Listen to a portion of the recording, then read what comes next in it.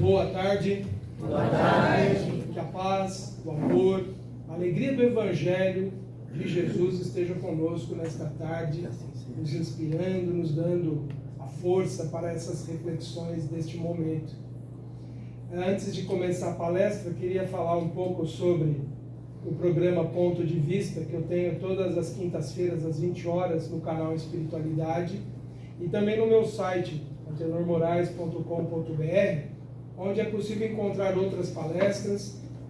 Essa de hoje também vai estar disponível e também outras relacionadas ao tema desta tarde, porque vivemos num período que precisamos estar bem conscientes de tudo que está se passando com a humanidade.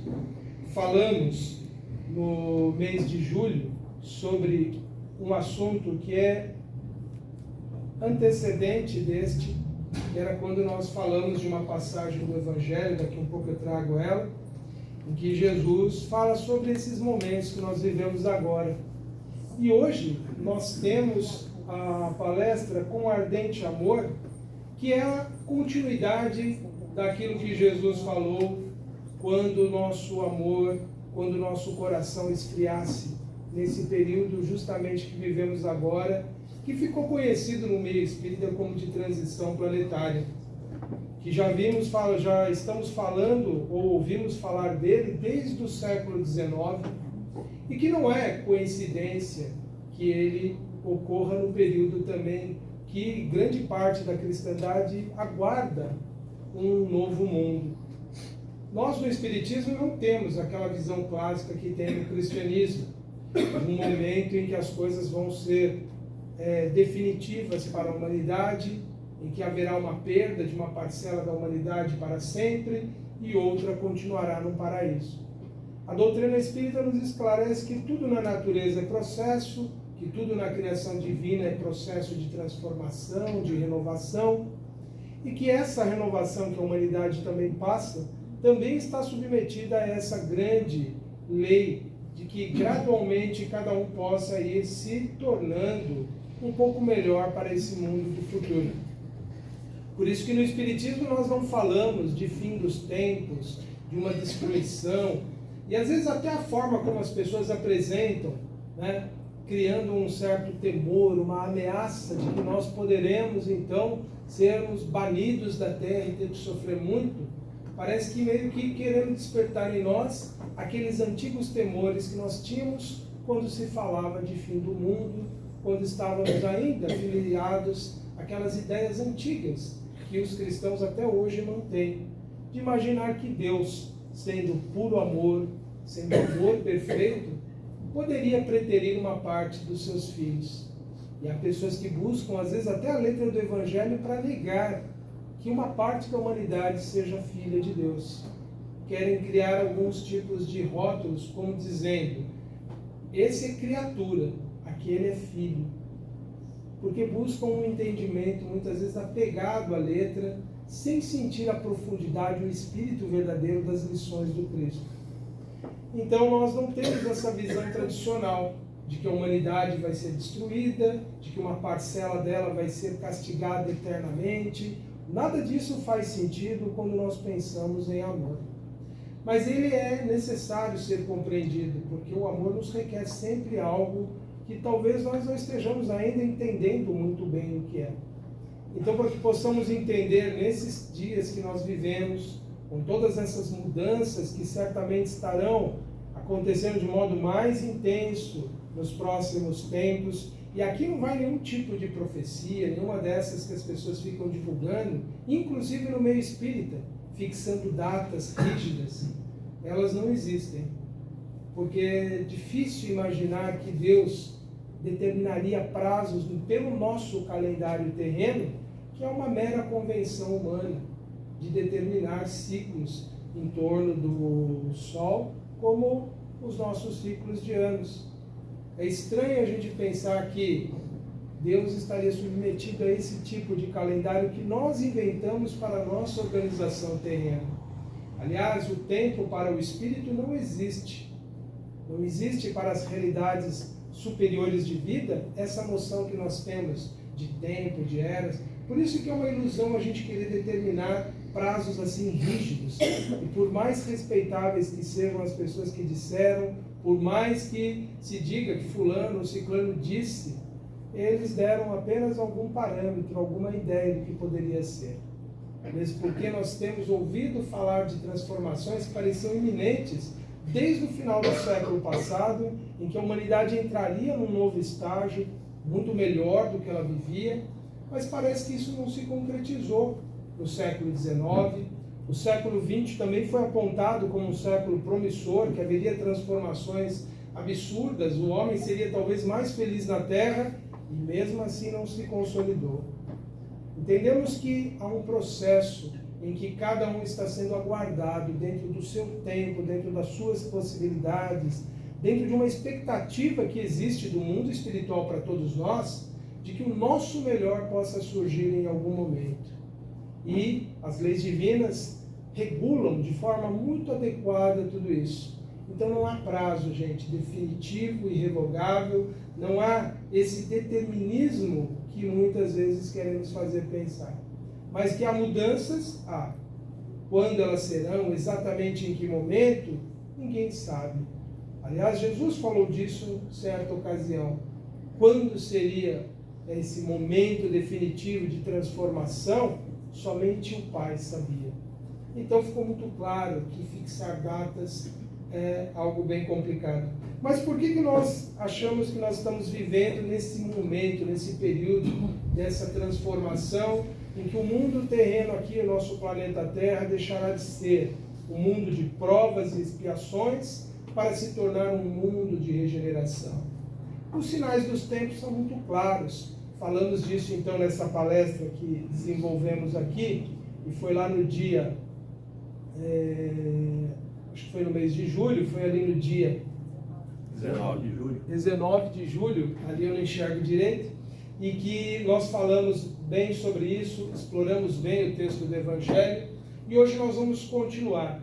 Mas eu quero retomar de um ponto então, que foi o que Jesus disse, de que nesse tempo então em que haveriam todas as transformações, surgiriam os falsos profetas, que são as pessoas que deturpam o Evangelho, e é muito claro isso nos nossos dias, quando você vê uma pessoa que tem amplo conhecimento do texto evangélico justificar a violência, é claro que é um falso profeta.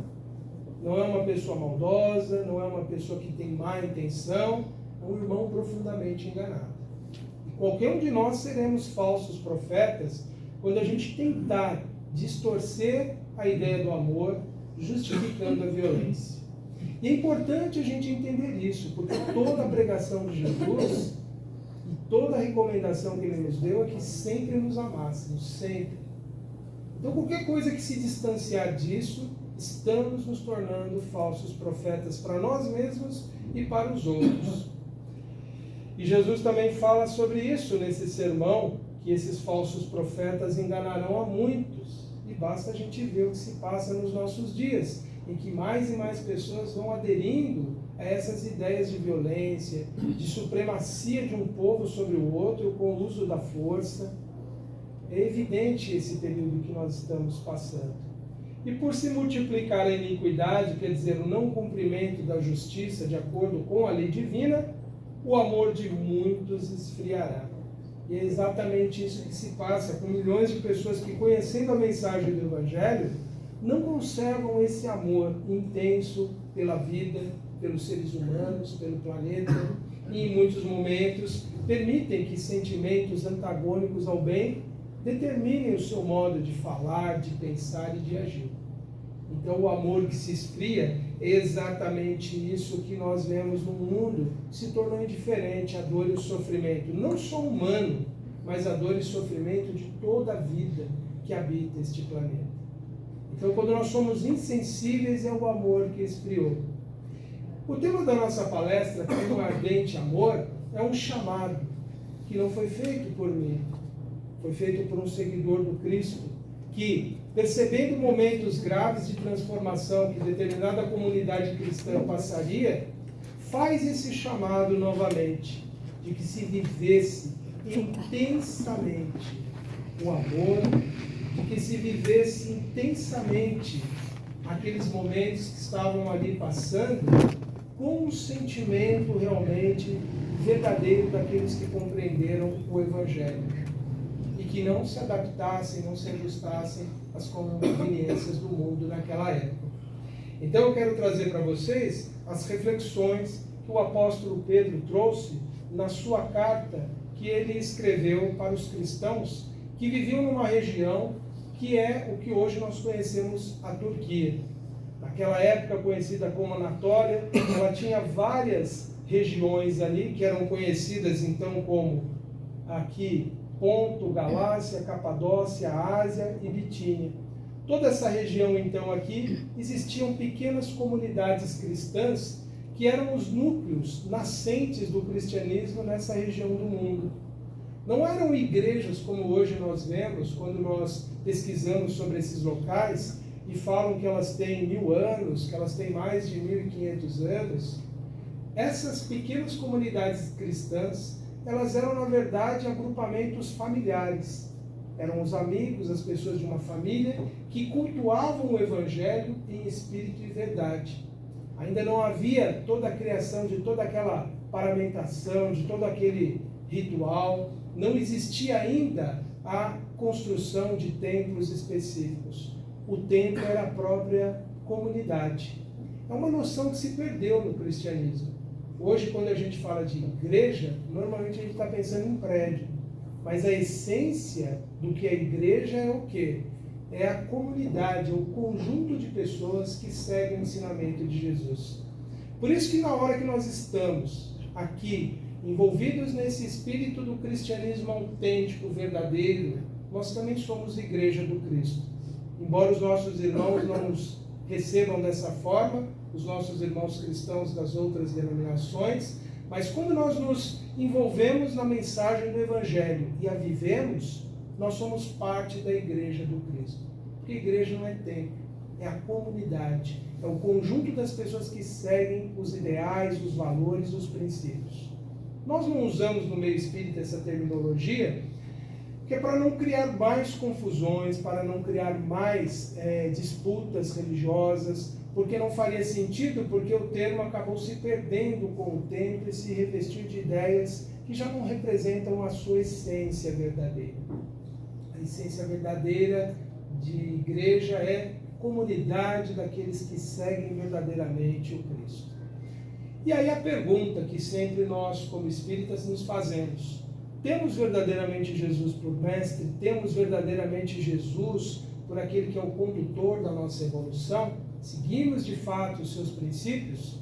Nós observamos que quando Kardec perguntou aos espíritos qual era o modelo que o homem deveria se inspirar para seguir e alcançar a elevação espiritual, os espíritos foram muito diretos: vede Jesus. E eles então nos indicaram que o Cristo era o modelo da nossa evolução espiritual.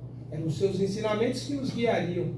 E é por isso que nesses tempos que nós vivemos, para podermos atravessar eles com segurança espiritual, nós precisamos estar realmente compreendendo a mensagem do Evangelho sempre, para que a gente não seja cooptado por nenhuma ideia.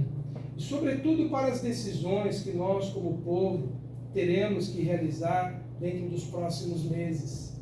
Precisamos pensar bem se nós vamos aderir à massa de pessoas que verdadeiramente seguem a Jesus, ou nós vamos estar entre aqueles que estarão vivenciando a deturpação da mensagem do Evangelho. Nós vamos, dentro de meses, começar a acompanhar grandes disputas políticas no nosso país, que é apenas a continuidade do que já existe. E nós precisamos pensar: aquele a qual eu apoio, ele representa de verdade a mensagem de amor do Evangelho? Verdadeiramente essas pessoas são representantes de um bem comum? É isso que nós precisamos pensar sempre. E aqui não vai nenhum tipo de orientação política para ninguém, nem de lado A, nem de lado B, mas é sempre pensarmos: espíritos em evolução, vivemos numa sociedade terrena e temos as nossas necessidades de controle, de administração, de gestão. As pessoas que estão ali estão representando de verdade o bem comum? Isso é que nós precisamos sempre pensar e refletir. E quando vamos pensar nesses temas, o Evangelho sempre será chamado a ser o nosso guia, ser a nossa fonte de inspiração. Mas vejam, não são os que falam de Evangelho, não são os que colocam ele da boca para fora, mas são os que vivem o Evangelho. Porque falar do Evangelho, gente, é muito fácil, viu? É simples. Com um pouco de inteligência e estudo, você é capaz de discorrer sobre tudo do Evangelho.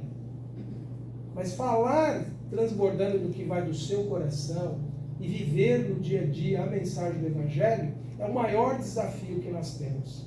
E o que nos inspira muito quando nós buscamos essas referências históricas é porque essas pessoas receberam essa mensagem e a viveram intensamente. Esses primeiros cristãos dessa época, eles viveram numa época em que não existia essa liberdade religiosa que no nosso país nós desfrutamos com certa tranquilidade. Eles tiveram que contrariar muitas questões sociais, econômicas no seu tempo. Esses primeiros cristãos, existem dados históricos que mostram isso, eles sofreram inúmeros preconceitos por terem se convertido ao Evangelho de Jesus. Para se ter uma ideia, muitos cristãos nessa época, nessa região, no século I, por volta ali do ano 62 e 64, que é o ano que Pedro escreve essa carta a esses cristãos da Anatólia, dessa região onde hoje é a Turquia, eles, por exemplo, eles perdiam oportunidade de trabalho por se declararem cristãos. Por que isso acontecia? Eles estavam ali então vivendo numa comunidade que era essencialmente politeísta, que tinha as adorações às suas divindades, e eles, por abandonarem essas crenças, eles não participavam mais dos cultos de reverência a essas divindades com os sacrifícios nos templos. Por não participarem desses cultos, eles não podiam participar das organizações comerciais que existiam na época nessas comunidades. Então eles já sofriam um tipo de discriminação que afetava a vida econômica deles. Eles eram levados a ficar à margem, eles perdiam dinheiro que era necessário para o seu sustento, porque eles eram excluídos das transações comerciais, porque não reverenciavam os deuses como naquele tempo. Isso parece para nós que, graças a Deus, isso já passou, não existe mais, mas não é bem assim. Hoje, e mesmo em sociedades que se dizem de liberdade religiosa, ela não é tão grande quanto a gente imagina. Ela tem as suas formas sutis de excluir as pessoas. Eu, quando me candidatei a uma vaga como professor numa grande escola de denominação protestante aqui de São Paulo, a pessoa que trabalhava lá dentro e que me falou sobre a vaga disse: na sua ficha lá você coloque que você é católico, evangélico, mas não coloque espírita. Porque mesmo colocando, isso é um dos critérios que vão excluir você do processo seletivo. E não era para ser professor de religião, gente. Era para ser professor de biologia. Então por aí nós vamos observando que existe ainda uma espécie de preconceito religioso que está assim permeando a nossa sociedade de alguma forma. Naquele tempo, os cristãos ali da Anatólia sofriam muito mais com isso. Hoje o nosso sofrimento nem é comparável, porque felizmente nós temos outras inumeráveis oportunidades. Mas será que nós não enfrentamos, como eles, outras formas de discriminação, de preconceito que nos excluem?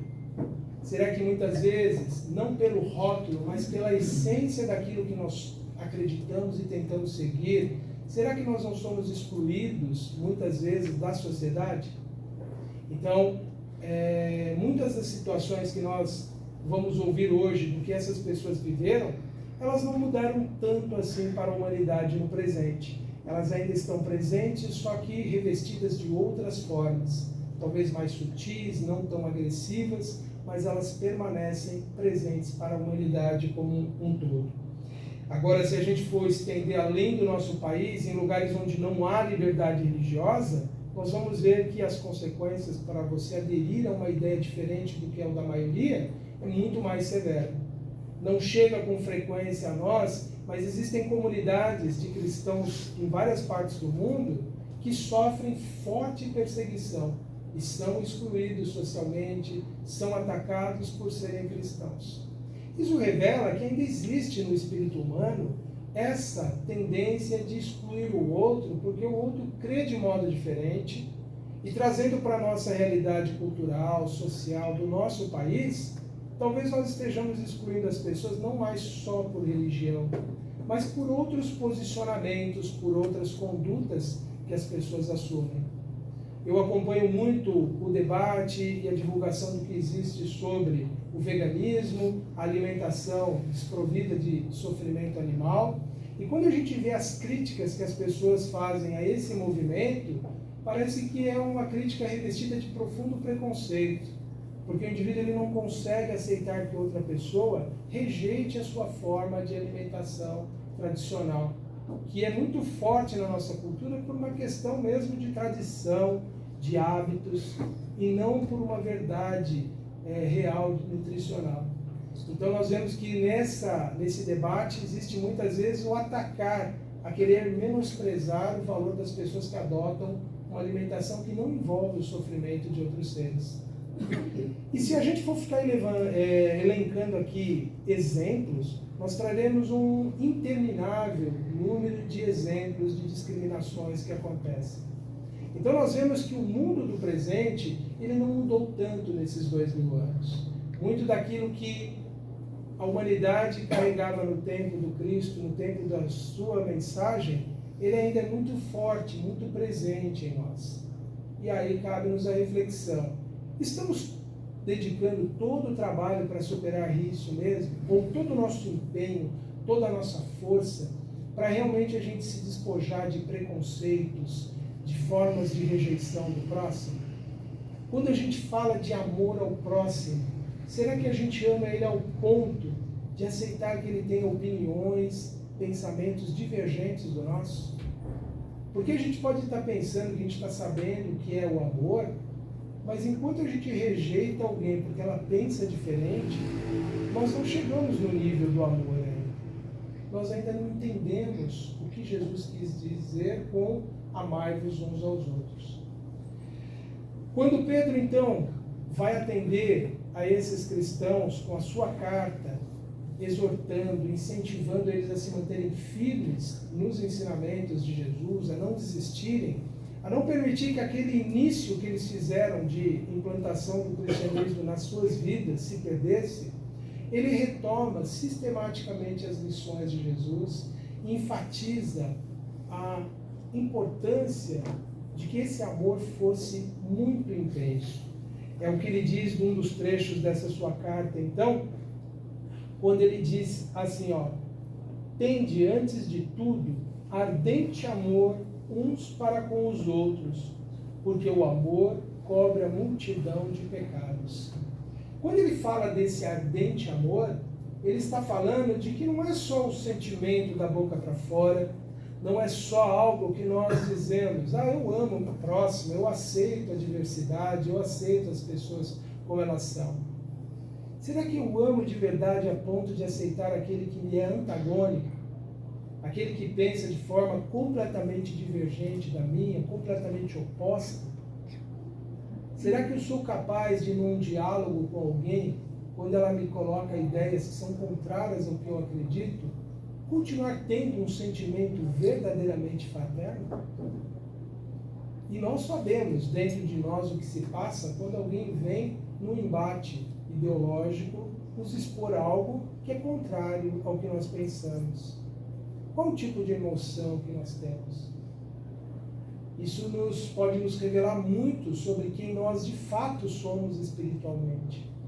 Porque se o que o outro me diz me faz ter raiva dele de alguma forma, um antagonismo, uma rejeição, eu ainda não entrei nessa dimensão do amor, eu ainda não sei o que é isso.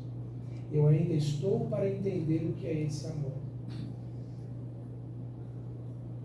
Então esse ardente amor que o apóstolo propõe na carta, ele é exatamente a forma de transformação da nossa vida. é esse amor verdadeiro pelo próximo que é capaz de me libertar das minhas dívidas do passado. Quando ele coloca isso, que o amor cobre uma multidão de pecados, ele volta a um ensinamento antigo do povo judeu, que já era do conhecimento, estava lá no livro de Provérbios, de que quando a gente realmente é capaz de amar um outro ser, nós começamos a nos libertar realmente daquilo que nos prende à imperfeição. Porque nós estamos vencendo o ódio, a violência, o rancor, nós estamos nos libertando disso. Mas para a gente realmente amar o outro, a gente precisa ter um sentimento de aceitação, de entendimento da condição mais básica que todo ser humano tem, que é o da liberdade de pensar, de ser como é. Não existem pessoas que, pelas suas opções, pelas suas escolhas, por aquilo que elas resolveram assumir e ser na vida, não causa incômodo para os outros? Isso está cheio na sociedade. Se aquele que rejeita o outro só porque ele quer ser como ele quer, se ele tem sentimento de rejeição que o leva a ser agressivo, a menosprezar aquela pessoa, a não vê-lo simplesmente como ser humano e a taxá-lo de alguma forma, isso revela que esse indivíduo ainda não entendeu o que é esse amor. Ele ainda não está compreendendo o que é realmente você aceitar que o outro seja como ele é, ou como ele quer ser. Não importa se é a sua orientação sexual, se é a sua ideologia política, se são as suas escolhas de vida. Amar o próximo envolve essencialmente o quê? Aceitar que o outro é livre para viver como ele quiser, da forma que ele achou melhor. Se algo em mim rejeita o outro, eu não o amo de verdade. Isso não quer dizer que eu tenha que concordar, dizer que ele está certo, não é isso.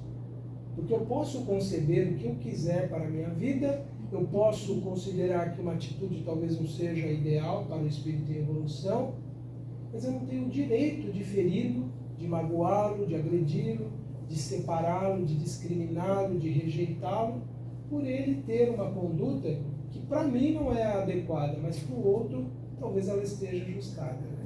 E a gente não está falando aqui de comportamentos anômalos, absurdos, tá? Nós estamos falando de aceitar que alguém pratique a violência, que alguém seja adepto de comportamentos absurdos que causam dor e sofrimento a quem quer que seja. Não é disso que nós estamos falando. Nós estamos falando daquilo que diz respeito exclusivamente à vida da pessoa, à sua identidade, ao seu modo de ser, à sua natureza própria, que ele não muda de uma hora para outra só porque a gente quer. Nós estamos falando daquelas características que é própria do ser humano, que sempre existiram e que sempre foram alvo de discriminação, de preconceito e de rejeição. Enquanto existir em nós alguma ponta de racismo, de intolerância, de discriminação, enquanto existir em nós alguma coisa que faz rejeitar uma pessoa por ela ter algo que eu não me identifico, que eu não aceito, eu ainda não entendi o que é amor. Amor é essencialmente eu aceitar o ser humano exatamente como ele é. Mesmo que ele seja muito imperfeito, muito quebrado, eu não posso odiá-lo.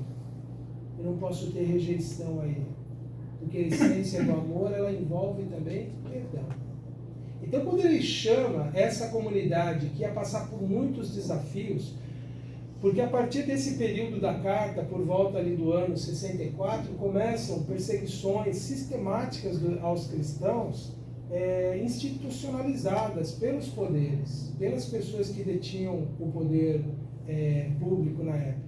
Até então eles sofriam preconceito, mas aí eles passam a ser perseguidos pelas autoridades. Ele vem justamente chamar as pessoas a não responderem com ódio, com violência a tudo aquilo que elas passariam. Pedro vai incentivar as pessoas a se manterem intimamente ligadas aos ensinamentos de Jesus.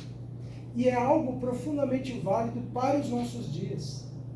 Hoje nós precisamos, independente de qualquer coisa que venha se passar na nossa sociedade, sejam disputas políticas, sejam outras de outra natureza, nós não podemos perder a essência dessa mensagem do Evangelho. A gente não pode aderir a essa onda de ódio, de raiva, que tem dividido as pessoas. Porque nós viveremos períodos intensos disso.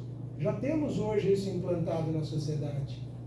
Quando eu me filio a alguma dessas correntes em que uma odeia a outra, uma tenta atacar a outra e perde essa noção do que é ética, do que é uma atitude cristã verdadeira, eu estou dando força a algum lado que geralmente não é o do bem, que é apenas aquele que intensifica as disputas, que separa as pessoas, que distancia as pessoas.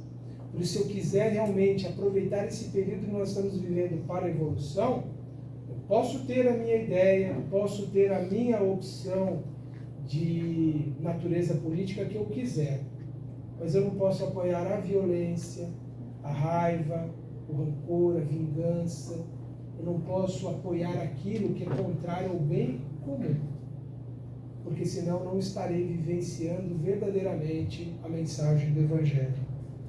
Aqui ele dá outra orientação para esses cristãos também, quando ele colocou na carta assim: se sois injuriados por causa do nome de Cristo, bem-aventurados sois.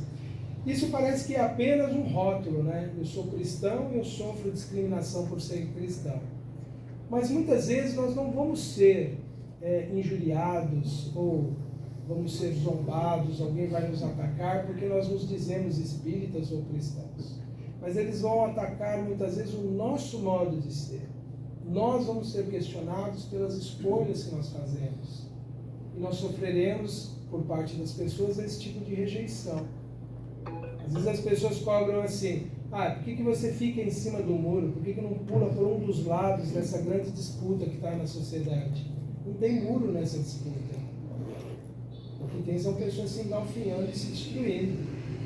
Quando a gente opta pelo bem e não odiar a ninguém, a gente escolheu um lado que a gente quer estar, que é um lado superior, que é o lado de Jesus, que é o que está ao lado de todas as pessoas. Quando a gente opta por não degladiar com alguém por ideias, por ideologias, e a gente opta pela paz, não é que a gente está procurando uma neutralidade.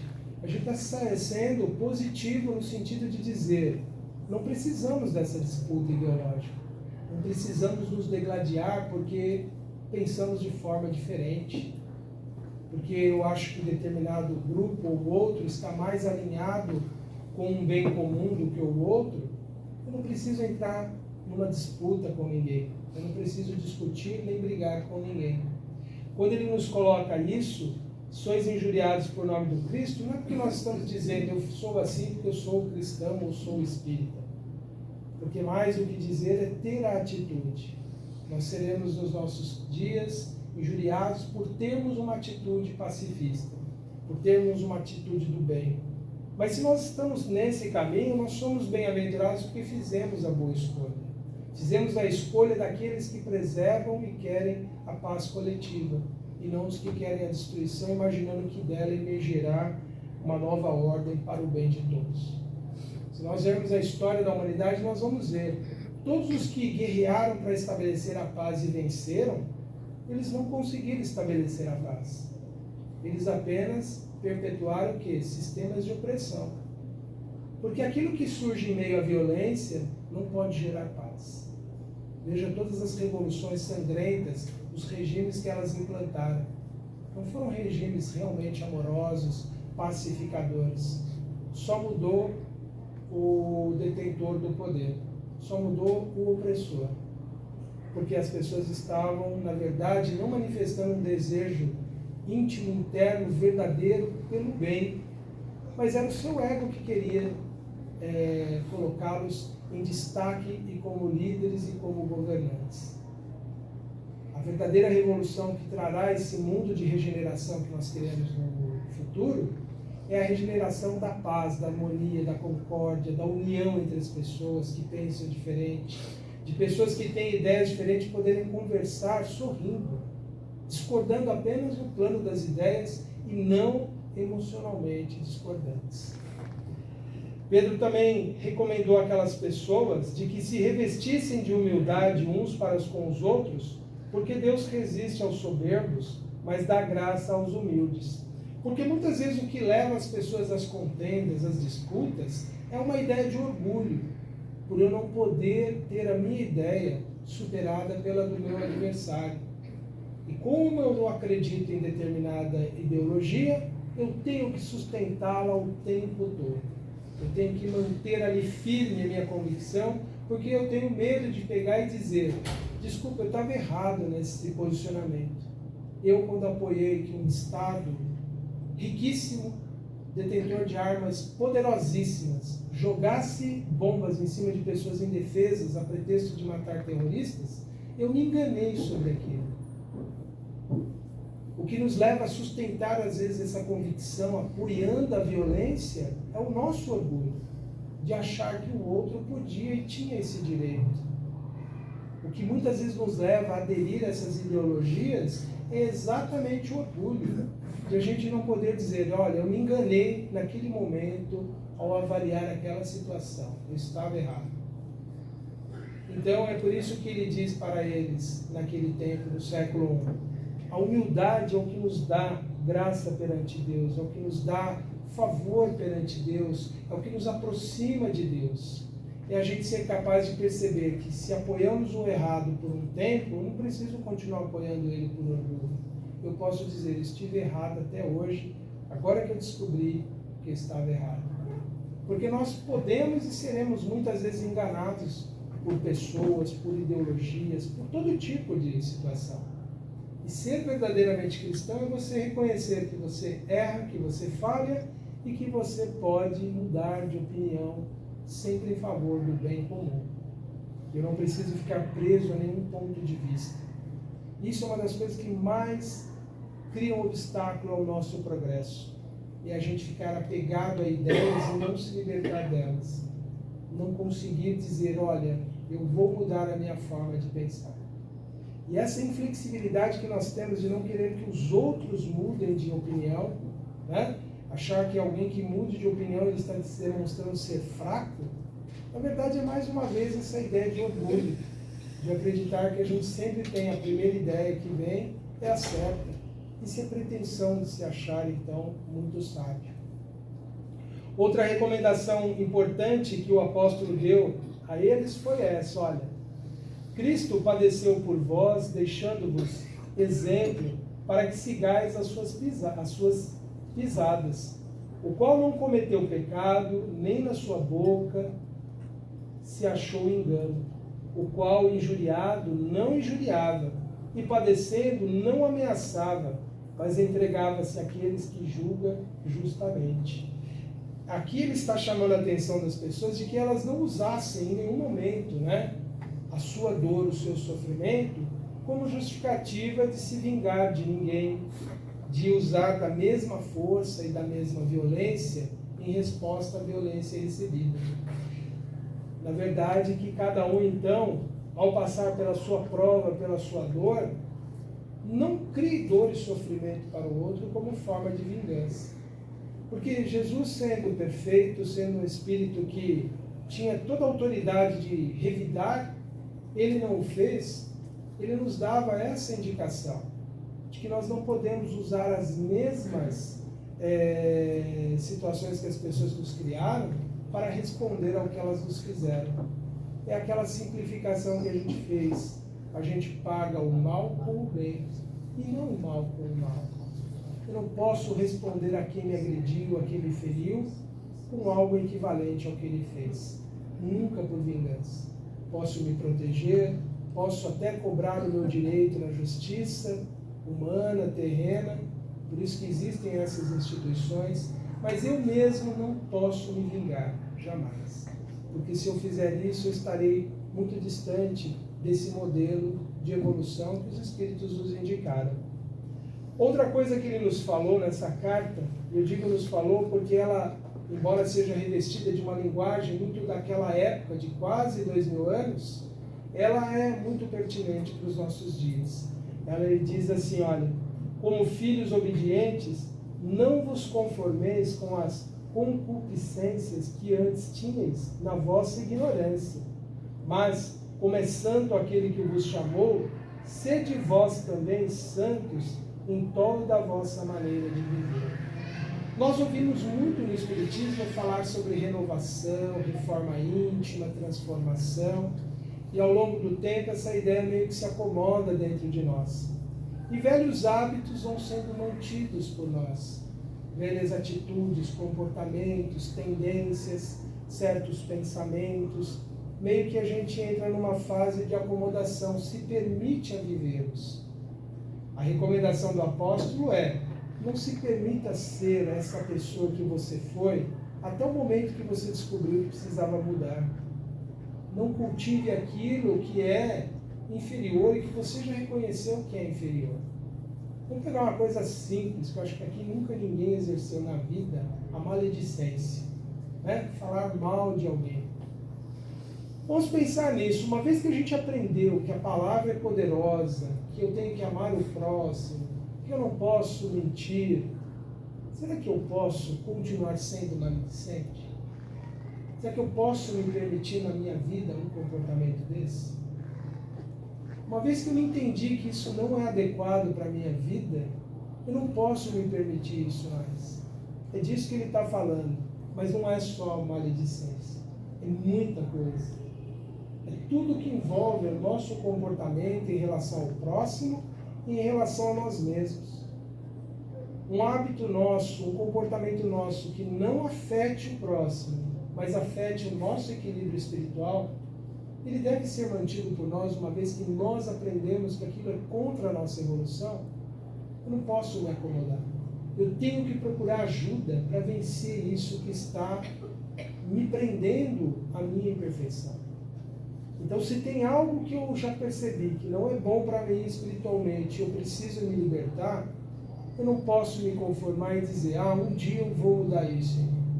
Eu preciso, com esse amor ardente que ele falou, que indica que o cristão ele tem que ter intensidade naquilo que ele vive, que eu realmente trabalhe com afinco para mudar isso em mim, sem sofrimento, sem autopunição, mas com a intenção verdadeira de me mudar. Porque muitos desses comportamentos, às vezes, eles são muito confortáveis, eles são prazerosos, porque eles nos atendem, às vezes, carências imediatas da nossa vida. Eles atendem, às vezes, muito da nossa noção equivocada do prazer, do que é aquilo que nos faz bem no momento.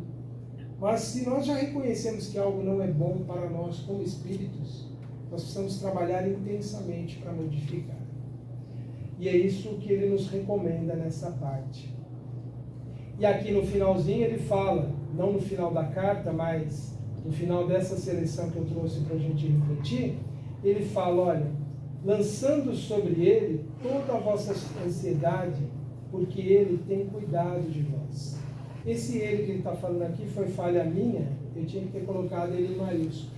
Porque essa recomendação, ele está falando de que toda a nossa ansiedade, todo o nosso medo, toda a nossa incerteza em relação à vida, nós temos que lançar para Deus, confiantes de que tudo aquilo que nos aflige será encaminhado por Ele em algum momento. Se estamos no cumprimento daquilo que é o nosso dever, dentro do que nós já entendemos, nós não temos que viver cansados, aflitos pelo dia de amanhã. Não precisamos ficar numa expectativa, nos torturando, sofrendo, nos sentindo permanentemente pressionados por absolutamente nada. É nos mantermos verdadeiramente confiantes de que Deus tem cuidado de cada um de nós. Cada um de nós temos espíritos protetores que nos auxiliam. Cada um de nós temos a nossa família espiritual que nos ajuda intensamente. Nós vivemos em comunidades, a família, o grupo espírita, o nosso grupo de amigos. Nós temos o apoio permanente da vida em nosso favor que nós nem imaginamos. Tudo está provisionado, tudo está disponível. Nós não temos que viver aflitos, ansiosos, angustiados por absolutamente nada. Mas a gente atinge essa certeza, essa convicção, quando a gente passa realmente a desenvolver essa ideia de que Deus é por nós de uma forma sistemática em nossa vida. de quando a gente realmente estuda as leis divinas, de quando realmente a gente se apropria desse conhecimento espiritual. Por isso que é importante nós fortalecermos a nossa vivência espiritual, a gente manter regularidade, constância naquilo que nos fortalece espiritualmente. Então, se a gente tem um compromisso de vir aos sábados nesta reunião, nós temos que vir sábado nesta reunião, não ficar encontrando pretextos para faltar. Se nós nos dedicamos a uma tarefa, seja ela na casa espírita ou em outro meio religioso que nós nos afinamos, nós temos que manter essa frequência, essa regularidade, como o Evangelho no lar, as orações diárias, as leituras edificantes. A gente ter a constância, porque isso reforça em nós essas ideias, e ao reforçar a ideia nós nos conectamos a Deus e nos conectamos à espiritualidade. E nós criamos então intensamente em nós essa certeza que passa a mudar a nossa fisiologia. Embora possa se identificar que certos transtornos hoje da emoção tenham causas bioquímicas no sistema nervoso central, nós sabemos que nós podemos mudar toda essa estrutura bioquímica do nosso corpo, toda essa bioquímica do cérebro, pela natureza dos pensamentos que a gente cultiva, pela natureza dos sentimentos que a gente valida dentro de nós. Então, nós ainda somos senhores do nosso corpo, que podemos transformar aquilo que é uma doença, que às vezes já se instalou na sua forma fisiológica, mas que nós podemos mudá-la a partir de uma mudança, uma postura mental nossa. Vamos continuar com aquilo que é prescrito pela medicina para o nosso tratamento, mas ele é sempre apenas um apoio, porque a mudança real virá da mudança do nosso modo de pensar e sentir a vida. É aí que a gente começa a produzir os neurotransmissores do bem-estar, é isso tudo que vai remodelando a nossa estrutura física, e é o nosso espírito modificando o corpo para que ele tenha a saúde. Então nós podemos fazer essa transformação a partir do momento que nós passamos a acreditar verdadeiramente. Aí a gente atinge aquela dimensão de fé que esses cristãos que receberam dos apóstolos e de Jesus a mensagem do Evangelho tinham de, crendo, encontrar a cura, de crendo produzir mudanças, de ter uma fé tão sólida que essas pressões do dia a dia não nos perturbam mais, não nos perturbaria mais.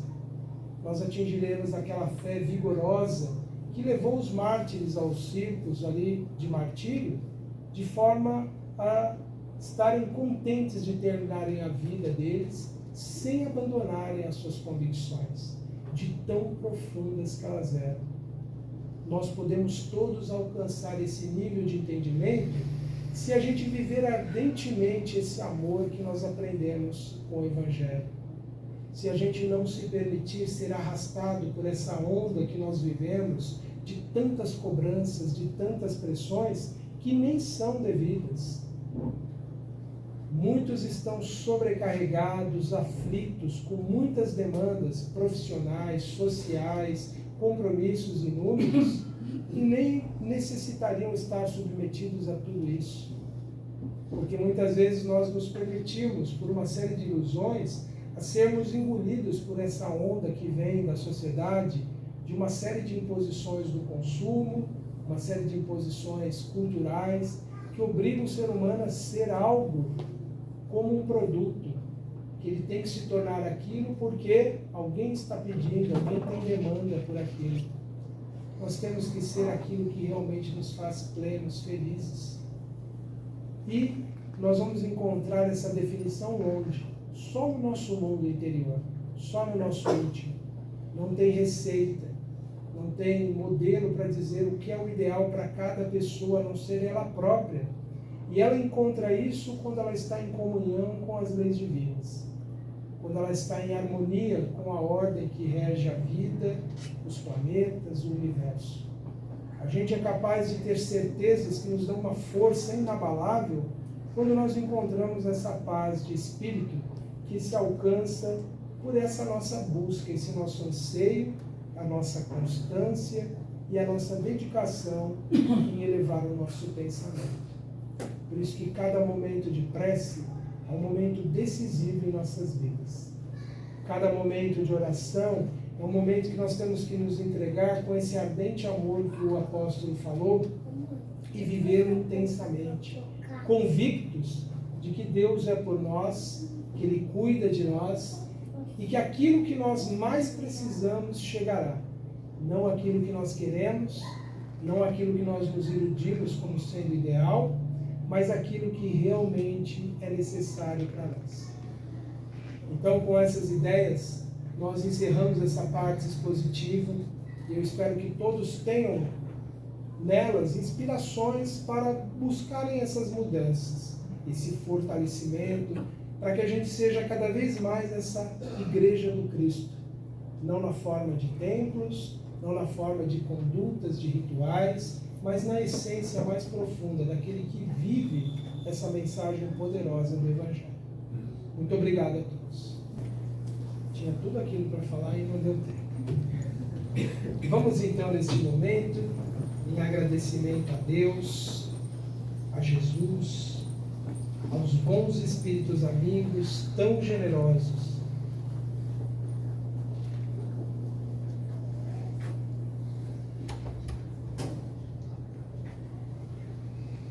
irmãos nossos de outras eras que nos amparam e nos envolvem a todos no seu amor, que possamos, com essas ideias, Senhor, produzir mudanças significativas em todos nós, Pai.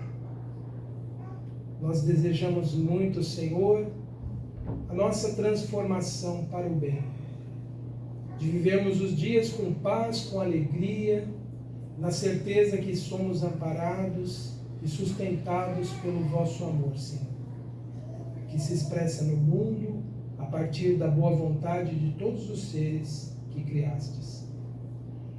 E que essa certeza, Senhor, desse amor profundo que nos envolve a todos neste momento, nós pedimos e desejamos que um pouco das nossas vibrações, ainda tão pequeninas, mas possam ser somadas e possam envolver os nossos irmãos em grandes provas, em grandes lutas, em tantos lugares deste planeta, Senhor. Nossos irmãos em Gaza, no Congo, nossos irmãos do Sudão, os nossos irmãos onde há áreas de catástrofes naturais, onde há fome, onde há dor, onde há escassez, onde há o crime organizado, nas regiões em torno do planeta, envolvidas nos pensamentos torturados dos nossos irmãos desencarnados infelizes, que em cada um desses cantinhos do nosso planeta, Senhor, essa vibração de amor possa chegar, sustentando os nossos irmãos em provas, dando a eles a força para vencerem esses momentos, despojando os seus corações de ódio, de rancor, de desejo de vingança, e dando-lhes a eles, Senhor, a força de superarem este momento, Senhor. Permita, Pai, que os nossos irmãos em provas difíceis, que nós nem imaginamos e que às vezes estão bem próximos de nós, possam encontrar o conforto nesta hora, possam ser envolvidos nessas vibrações de paz, de alegria, que intensamente são compartilhadas conosco neste momento. Por isso nós trazemos em nossa mente, Pai, a imagem do nosso planeta, a nossa morada neste universo infinito, e nós desejamos que todo o amor, toda a paz que provém do infinito possa envolver a cada ser que aqui habita, Senhor, dissipando todos os sentimentos antagônicos ao bem, fazendo vibrar uma luz intensa em torno de cada povo, de cada nação, para que todos encontrem a paz e que possamos fraternalmente superar as diferenças em nossas vidas, com os nossos irmãos, com os nossos companheiros de evolução. Inspira, Pai, a mente e o coração de todos os que governam, todos os que administram bens, os que detêm o poder da informação, que todos sejam tocados pelo sentimento da compaixão, da misericórdia, da empatia pelo semelhante. E que assim possamos todos trabalhar por esse novo mundo que tanto desejamos. E a nossa gratidão, Senhor, pela vida, por tudo que nos destes, por tudo que nos dá e por tudo que infinitamente nos permitirá, Senhor, viver.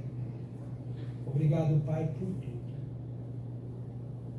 Pai nosso que estais nos céus, santificado seja o vosso nome. Venha a nós o vosso reino. Seja feita, Pai, a vossa vontade, assim na terra como nos céus. O pão nosso de cada dia nos dai hoje. Perdoai as nossas ofensas, assim como nós perdoamos aos nossos ofensores. Não nos deixeis cair em tentações, mas livrai-nos do mal, pois sois vós o poder, o reino e a justiça para todos sempre. Assim seja, graças te damos, Senhor. Graças a Deus. Vamos aguardar então o passe, com muita gratidão a Deus por tudo que nós temos recebido.